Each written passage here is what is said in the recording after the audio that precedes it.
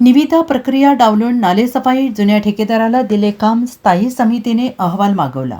महानगरपालिका क्षेत्रातील नाले मोठ्या गटारींची सफाई करण्यासाठी निविदा प्रक्रिया राबवून ठेकेदार नियुक्त न करता वार्षिक एजन्सीला म्हणजे जुन्या ठेकेदाराला हे काम देण्यात आल्याची बाब स्थायी समिती सभेत निदर्शनाला आली. नालेसफाई सुरू असल्याची माहिती या सभेत अधिकाऱ्यांना दिली, मात्र कोणत्या ठिकाणी नालेसफाई सुरू आहे या प्रश्नावर उत्तर दिले नाही. हा गंभीर प्रकार असून याबाबत स्थायी समितीच्या पुढील सभेत अहवाल सादर करण्यास प्रशासनाला सांगितलं आहे, अशी माहिती सभापती अतुल माने यांनी दिली आहे. महापालिका मुख्यालयात गुरुवारी स्थायी समिती सभा झाली. सभापती अतुल माने अध्यक्षस्थानी होते. अतिरिक्त आयुक्त राहुल रोकडे तसेच खातेप्रमुख आणि समिती सदस्य उपस्थित होते.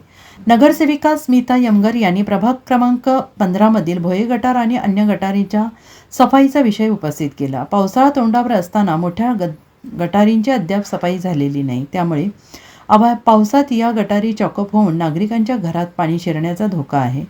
या गटारीची स्वच्छता कधी होणार असा सवालही यमगर यांनी केला आहे. नगरसेविका स्वाती शिंदे यांनी या विषयावर अधिकाऱ्यांना धारेवर धरत जाब विचारला आहे.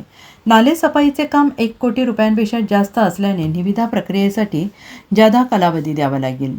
तेवढा अवधी नसल्याने वार्षिक एजन्सीच्या मंजूर दरातून नाले सफाईचे काम करून घेतले जाणार असल्याचे स्पष्टीकरण मुख्य स्वच्छता अधिकारी सचिन सागावकर यांनी दिल्याची माहिती सभापती माने यांनी दिली आहे. Bureau report SBN Marathi, Sangli.